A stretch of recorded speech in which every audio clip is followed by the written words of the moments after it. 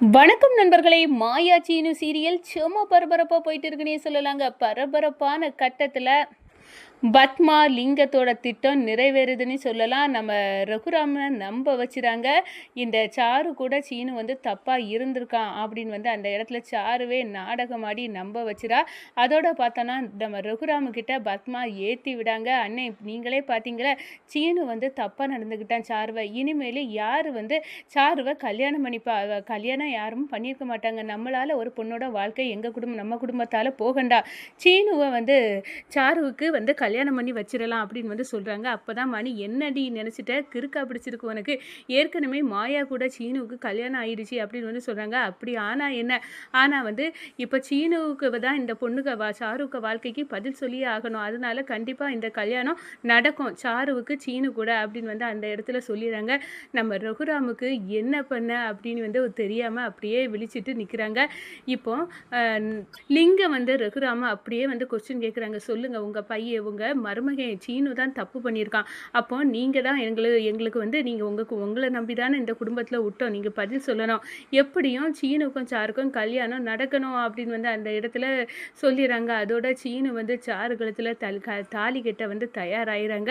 நம்ம மாயாவும் தனாவும் இல்லை, இது உங்களுக்கு வசதியாக போச்சுன்னு சொல்லலாம்.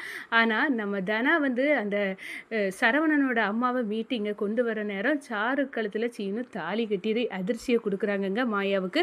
அதை பற்றி தான் இந்த வீடியோக்குள்ளே பார்க்க போகிறோம். அதுக்கு முன்னாடி சேனலுக்கு லைக் அண்ட் சப்ஸ்கிரைப் பண்ணுங்கள் ஃப்ரெண்ட்ஸ். பக்கத்தில் இருக்க பெல் ஐக்கானையும் கிளிக் பண்ணுங்கள். அப்போ தான் நான் போடுற ஒவ்வொரு வீடியோவும் நோட்டிஃபிகேஷனாக உங்களுக்கு கிடைக்கும். வாங்க ஃப்ரெண்ட்ஸ், வீடியோக்குள்ளே போகலாம். ஃபஸ்ட்டு எடுத்த உடனே பார்த்தோன்னா சும்மா அதிரடியான பரபரப்பு கட்டந்தாங்க.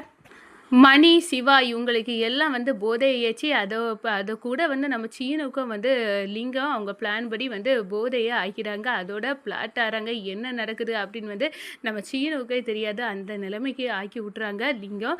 அந்த நேரம் தான் சாருக்கிட்ட சொல்கிறாங்க, நீ இப்போ ஒரு வேலை பண்ண போகிற வேலை தான் உன் வாழ்க்கையே மாற்றி வைக்க போகும் சாரு. அப்பா சொல்லுங்க, அது என்ன வேலை அப்படின்னு நம்ம சாரு கேட்குறாங்க. அப்போ தான் இப்போ நிலத்தடுமாறி மாப்பிள்ளை சீனு மாப்பிள்ளை ரூமுக்கு போகிறாரு. அந்த நேரம் நீ ரூமுக்குள்ளே இரு, அவருக்கு பார்க்க நேரம் மாயாவை பார்த்தது மாதிரி இருக்கணும். அதோட நீ அவரை கெட்டி பிடிச்சி அந்த இடத்துல ப்ரூவ் பண்ணிடணும், என் கூட சீனு தப்பாக நடந்துக்கிட்டான் அப்படின்னு நம்ப வைக்கணும் அப்படின்னு சொல்கிறாங்க. அப்பா என்னட்ட சொல்லிட்டீங்களா, நான் சீனு மாமாவுக்காக எதை வேணாலும் செய்யப்பா, இதெல்லாம் எனக்கு தூசு அப்படின்னு சொல்லிக்கிட்டு நம்ம சாருவும் துணிஞ்சு போய் இருக்காங்க. நம்ம சீனு அப்படியே போதாடி தள்ளாடி ரூமுக்குள்ளே வராங்க. நம்ம மாயா இருக்கிறது மாதிரியே இருக்குது. நம்ம மாயா அப்படின்னு அந்த இடத்துல சீனு சாருவை கெட்டி பிடிக்கிறாங்க. அப்போ தான் பயங்கர ஷாக்கு. இதை எப்படி நம்ம வத்தி வைக்கலாம் அப்படின்னு லிங்கத்துக்கு புத்தி யோசிக்குது. உடனே அந்த சரவணனோட அப்பாட்ட சொல்கிறாரு, நீங்கள் கெட்டிக்க போகிற அந்த பொண்ணு கூட இந்த சீனு தப்பாக நடந்துக்கிட்டாங்க பாருங்கள், நீங்கள் ஊரை கூட்டுங்க, ரகுராம கூட்டுங்க, நியாயம் கேளுங்க, அப்படியே இந்த பொண்ணை நாங்கள் கல்யாணம் பண்ணிக்க மாட்டோம். என் பையனுக்கு ஒழுக்கமான பொண்ணு தான் தேவை. இந்த பொண்ணு சீனு கூட தப்பாக நடந்து கெட்டு போச்சு, எங்களுக்கு தேவையே இல்லை அப்படின்னு நாடகம் ஆடுங்க போங்க அப்படின்னு அனுப்பி விட்றாங்க. அதே மாதிரி சரவணனும் நாடகம் ஆடுறாங்க. அதோட பார்த்தோன்னா அப்போது இந்த ரகுராம் ஒட்டுமொத்த குடும்பமும் கூடுது.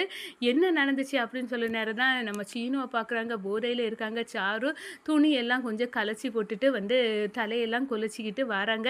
என்கிட்ட சீனு மாமா தப்பாக நடந்துக்கிட்டாங்க அப்படின்னு சொல்கிறாங்க. எல்லாத்துக்கும் தூக்கி வாரி போடுது. நம்ம பத்மா பார்வதிக்கு சந்தோஷம் தாங்கலை. நம்ம விரிச்ச வேலை இப்போ ஒர்க் அவுட் ஆகிட்டு மாயா இல்லை நான் இருந்தானா நான் ப்ரூவ் பண்ணுறேன், என் மாப்பிள்ளை தப்பு பண்ணியிருக்க மாட்டான் அப்படின்னு எதையாவது சொல்லி நடக்க இருக்க சீனு சாரு கல்யாணத்தை தடுத்து நிறுத்திடுவா. அவள் இங்கே இல்லாதது நம்மளுக்கு வசதியாக போச்சு அப்படின்னு அந்த இடத்துல பத்மாவுக்கு செம சந்தோஷம்.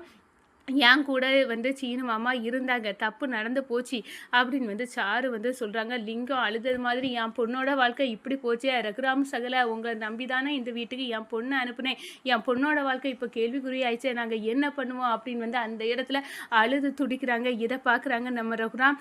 என்னது நம்ம சீனுவால் சாருவோட வாழ்க்கை இப்படி ஆயிடுச்சே அப்படின்னு நினைக்கிறாங்க. யாருடா உங்களெல்லாம் இப்படி குடிக்க சொன்னது அப்படின்னு அந்த இடத்துல நம்ம ரகுராம் அப்படியே கொதித்து எழுறாங்க. "அண்ணே, இனி வந்து யாருண்ணே நம்ம சாருவ கல்யாணம் பண்ணுவா? யாருமே பண்ண மாட்டா. சீனு கூட தப்பா நடந்துக்க. அப்போனா வந்து எனக்கு வந்து சீனுவ தான் வந்து சாருக்கு கல்யாணம் பண்ணி வைக்கிறது சரின்னு படுது" அப்படின்னு வந்து நம்ம பத்மா சொல்றாங்க. உடனே வந்து நம்ம சரவணன், லிங்கம் சொல்லி வச்ச மாதிரி, "ஆமா, இவங்க 2 பேரும் தப்பு நடந்துச்சு. இனிமேல் அந்த பொண்ணு எங்களுக்கு தேவையில்லை. எங்க பையனுக்கு நாங்க வேற இடத்துல நல்ல இடத்துல பார்த்து கல்யாணம் பண்ணி வைப்போம். இப்படி தவறான நடந்த பொண்ண என் பையனுக்கு கெட்டி வைக்கிற அளவுக்கு நாங்க மோசம் இல்ல. வேண்டாம், இந்த கல்யாணம் வேண்டவே வேண்டாம்" அப்படின்னு சொல்லிக்கிட்டு நம்ம அந்த சரவணனை கூட்டிட்டு ஓட பார்க்குறாங்க. நம்ம ரகுராம் வந்து அப்படியே வந்து நிற்கிறாங்க. நம்ம மாயாவோட வாழ்க்கைய கொஸ்டின் மார்க் ஆக்க முடியல. என்ன பண்ணடா அப்படின்னு வந்து அந்த இடத்துல கொந்தளிக்கிறாங்கன்னு சொல்லலாங்க. அவசரமா மாயா வர்றதுக்கு முன்னாடி இந்த கல்யாணத்தை நடத்திடலாம் அப்படின்னு வந்து அந்த இடத்துல நினைக்க நேரம் நம்ம ரகுராமுக்கு அப்படியே கடிகலங்கி நிற்கிறாங்க. ஆனால் அன்னை வேற வழியே கிடையாது. இப்போ வந்து சாருவுக்கு வாழ்க்கைக்கு நம்ம குடும்பம் தான் பதில் சொல்லி ஆகணும். அதனால எப்படி பார்த்தாலும் சீனுவை சாருவுக்கு கல்யாணம் பண்ணி வச்சுருந்தா நல்லது அப்படின்னு வந்து சொல்லி கல்யாண ஏற்பாடுகள் தடபுடலாக நடக்குது. இந்த சைடு பார்த்தோன்னா சரவணனோட அம்மாவை வந்து ரவுடிகள்கிட்ட இருந்து மீட்டு நம்ம தனாயும் கூட்டிக்கிட்டு மாயா வந்து வராங்க. இங்கே வந்து பார்த்தா பயங்கர ஷாக்கு. அதுக்குள்ளே படுபாவிக கல்யாணத்தை முடிச்சிட்டாங்கங்க. சீனு சாரு கல்யாணம் நடந்துடுச்சு. இதை பார்த்து ஷாக்கில் இருக்காங்க. நம்ம ஜானகியம்மா, "மாயா, தப்பு நடந்துட்டு மாயா. சீனு வந்து குடிச்சிருந்தான். அவன் வந்து சாருவை கெடுத்துட்டான். வேற வழி இல்லாமல் தான் பெரியப்பா இந்த முடிவை எடுத்துட்டாங்க" அப்படின்னு வந்து சொல்கிறாங்க. "இவங்களுக்கு சதித்திட்டம் தெரியாமல் நீங்கள் வந்து இப்படி ஒரு வேலையை பார்த்துட்டீங்க பெரியப்பா. உங்கள் தீர்ப்பு தப்பு.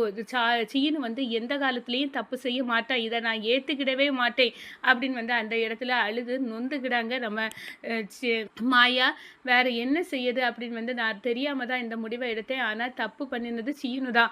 அவன் தான் சாருவ வாழ்க்கையை சரி பண்ண முடியும். அதுக்காக தான் இப்படி ஒரு முடிவை எடுத்தேன்" அப்படின்னு சொல்ல நேரம், "இல்லை, இது எல்லாமே லிங்கத்தோட பிளானு. இப்போ சரவணனோட அம்மாவை வேற வந்து கடத்தி வச்சிருந்தாங்க. நான் தான் இப்போ போய் வந்து மீட்டுட்டு வரேன். சரவணன்கிட்ட கேளுங்க" அப்படின்னு வந்து சொல்லணும்னா, "ஆமா, இந்த லிங்கம், புவனேஸ்வரிங்க எல்லாம் சேர்ந்து எங்கள் அம்மாவை கடத்திட்டாங்க. அதை மீட்க தான் நாங்கள் போயிருந்தோம். அதுக்கடையில் இப்படி ஒரு நாடகத்தை இந்த லிங்கம் அரங்கேற்றிருக்கான். அவனை விடாதீங்க. இப்போ தப்பு பண்ணினது வந்து வேற யாரும் இல்லை, இந்த லிங்கம் தான். புவனேஸ்வரி கூட சேர்ந்து என் அம்மாவை கடத்தி இந்த கல்யாணத்தை வந்து சீனு கூட நடத்தி வச்சு மாயாவை வாழ்க்கையே வந்து கொஸ்டின் மார்க்காக ஆயிட்டாங்க" அப்படின்னு சொல்கிறாங்க. நம்ம சீனு, "ஐயையோ மாயா, நான் வந்து தெரியாமல் வந்து இவளை கல்யாணம் பண்ணக்கூடிய சுச்சுவேஷனில் பண்ணிட்டேன். என்னை மன்னிச்சிடு" அப்படின்னு வந்து ஓடி வந்து நம்ம மாயா காலில் விழுறாங்க. "போடா, இனி உனக்கு என்னடா மரியாதை? என்னை விட்டுட்டு நீ வந்து சாரு கழுத்தில் வந்து தாலியை கட்டுனவன் தானே. உங்கள் அம்மா தான் தப்புன்னு நினச்சேன். ஆனால் இப்போ நீனும் செய்த தப்பு" அப்படின்னு வந்து சொல்லுனேன். "மருமகளே, நான் வந்து சொன்னேன். இந்த படுபாவிக்கு கேட்கல. சீனு தான் வாழ்க்கை சாருவுக்கு கொடுக்க முடியும்" அப்படின்னு வந்து ஒத்த காலில் நின்றுட்டாங்க. "நீ இல்லாதது இவங்களுக்கு வசதியாக போச்சு மருமகளே. தப்பு நடந்து போச்சு. என்னை மன்னிச்சிடு" அப்படின்னு வந்து மணி சொல்கிறாங்க. "மாமா, நீங்கள் என்ன செய்வீங்க? அது அத்தையே வந்து அவங்க பக்கம் தானே நின்னாங்க. அதை விட இப்போ சீனுவும் வந்து சாருவை கல்யாணம் பண்ணிட்டேன். எனக்கு இனி இந்த வீட்டில் இடம் இல்லை, தேவையில்லை இந்த வீடு. நான் வந்து வழக்கம் போல் இனி எங்கள் அப்பா கூட நான் வந்து அமெரிக்காக்கே போகிறேன்" அப்படின்னு வந்து பெட்டி படுக்கைகளை தூக்குறாங்க. நம்ம ஜானகியம்மா, "இல்லைம்மாயா, நீ இங்கே தான் இருக்கணும்" அப்படின்னு வந்து சொல்கிறாங்க. "இல்லை பெரியம்மா, நான் இனி இவங்க சாருவும் சீனுவும் வாழ பார்த்துக்கிட்டு நான் வந்து இங்கே இருக்க விரும்பலை. நான் வந்து எங்கள் அப்பா கூடயே போகிறேன்" அப்படின்னு வந்து அமெரிக்காக்கு கிளம்புறாங்க நம்ம